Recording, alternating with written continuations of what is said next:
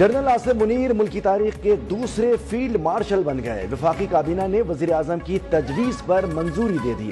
وزیر اعظم شہباز شریف کی زیر صدارت اجلاس میں قوم کو مارکہ حق کے دوران آپریشن بنیان مرصوص کی شاندار کامیابی، دشمن کے عزائم خاک میں ملانے پر مبارکباد۔ وفاقی کابینہ کے مطابق دشمن کی جانب سے پاکستان کی خود مختاری اور سرحدی سالمیت کو پامال کرنے کی مذموم کوشش کی گئی۔ جنرل آصف منیر نے مثالی جرأت اور عزم کے ساتھ پاک فوج کی قیادت کی۔ اس سے قبل وزیر اعظم نے صدر آصف علی زرداری سے ملاقات کر کے انہیں اس فیصلے پر اعتماد میں لیا۔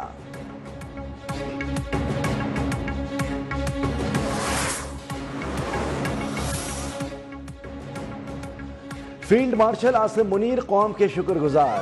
فیلڈ مارشل آصف منیر کا کہنا ہے کہ اعزاز ملنے پر اللہ تعالیٰ کا شکر گزار ہوں۔ یہ اعزاز پوری قوم، فوج، خاص کر سول اور ملٹری شہداء، غازیوں کے نام وقف کرتے ہیں۔ وہ صدر، وزیر اعظم اور کابینہ کے اعتماد کے شکر گزار ہیں۔ یہ اعزاز قوم کی امانت ہے جس کو نبھانے کے لیے لاکھوں آصف منیر قربان ہیں۔ یہ انفرادی نہیں بلکہ افواج پاکستان اور پوری قوم کے لیے اعزاز ہے۔ وفاقی کابینہ کا air chief marshal Zaheer Ahmed Babar Sidhu کی مدت ملازمت پوری ہونے پر ان کی خدمات کو جاری رکھنے کا متفقہ فیصلہ۔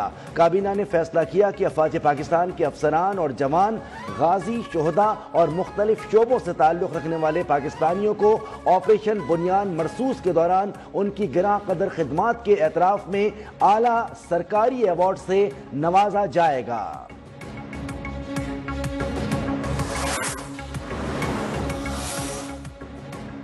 چین کا پاکستان سے تعلقات مزید مضبوط بنانے کا عزم۔ بیجنگ میں نائب وزیر اعظم اسحاق ڈار سے چینی وزیر برائے عالمی امور سے ملاقات۔ لیو جانگ چاؤ نے کہا کہ چین پاکستان کا ہر موسم کا شراکت دار ہے۔ پاکستان کے ساتھ تعلقات اولین ترجیح ہے۔ اسحاق ڈار کا پاکستان کی حمایت پر چین سے اظہار تشکر۔ بیجنگ میں پاکستان، چین اور افغانستان کے وزرائے خارجہ کا اجلاس بھی شیڈول۔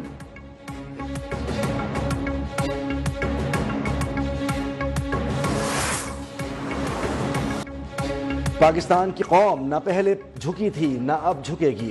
ہمارے لیے شہادت کی آرزو زندگی سے زیادہ ہے۔ وطن کی خاطر قربان ہونا سب کے لیے اعزاز ہے۔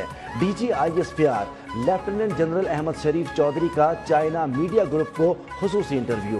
کہا پاکستان اور چین خطے میں امن و استحکام کے لیے کوشاں ہیں۔ دہشت گردی سے دونوں مل کر لڑ رہے ہیں۔ اللہ نے چاہا تو ملک تیزی سے ترقی کرے گا۔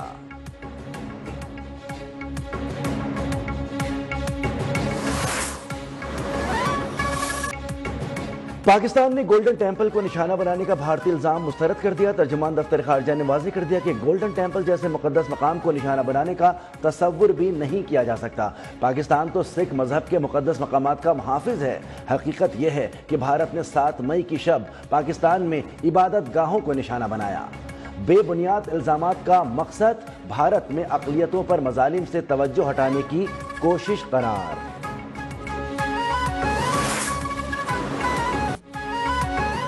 پاکستان سے جنگ بندی دو طرفہ تھی، ٹرمپ کا کوئی کردار نہیں، بھارتی سیکرٹری خارجہ وکرم مسری کا دعویٰ۔ پارلیمانی کمیٹی کو بریفنگ میں بتایا کہ امریکی صدر نے ہم سے بیچ میں آنے کی اجازت ہی نہیں لی۔ پاک بھارت تنازع روایتی جنگ کے دائرے میں رہا۔ پاکستان سے کسی بھی ایٹمی یا حملے کے اشارے نہیں ملے۔ جنگ میں تباہ ہونے والے بھارتی طیاروں کی تعداد بتانے سے بھی انکار۔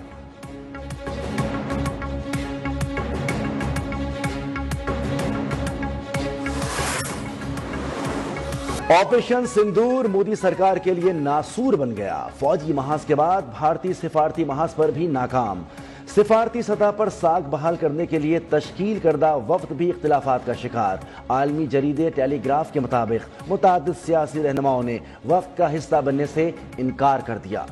اپوزیشن رہنما سنجے روات نے کہا کہ مودی سرکار سفارتی کمیٹی سے بھی سیاسی فائدہ اٹھانا چاہتی ہے۔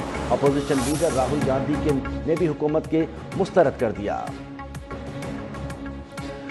بھارتی میڈیا کے جھوٹ سے نوجوان سخت نالا، کہتے ہیں کہ مودی سرکار نے امریکہ کے دباؤ میں آ کر جنگ بندی کی۔ بھارت تجارت کے لیے کسی بھی ملک کے سامنے جھک جائے گا۔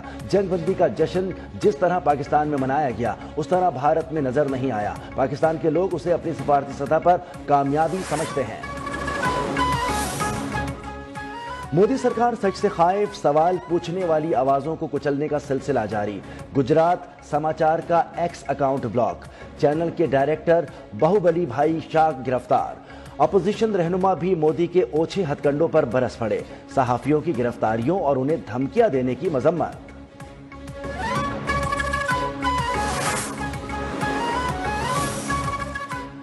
भारतीय स्पॉन्सर्ड फितना अल खवारिज का मकरू चेहरा एक बार फिर बेनकाब। फितना अल खवारिज के मासूम बच्चों को इंसानी ढाल के तौर पर इस्तेमाल करने की वीडियो मंजर आम पर आ गई। वीडियो में देखा जा सकता है कि किस तरह बच्चों को मजमूम अजाइम के लिए इस्तेमाल किया जा रहा है।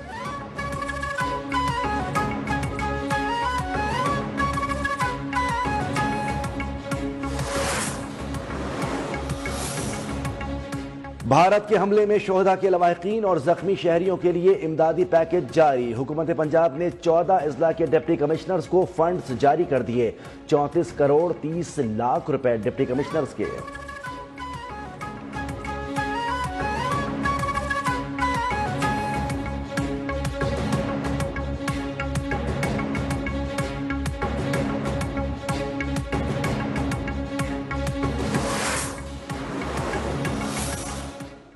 बिल्कुल कोई इजाफा नहीं हुआ, बल्कि $2 बिलियन, $1.5 बिलियन उसमें कमी आई। लेकिन हमारे रिजर्व $3 बिलियन से बढ़कर $11 बिलियन से ऊपर जा चुके हैं। तो मैं समझता हूं कि इसका आने वाले वक्त में आपको इकानमी के ऊपर बहुत मुस्बत असर नजर आएगा।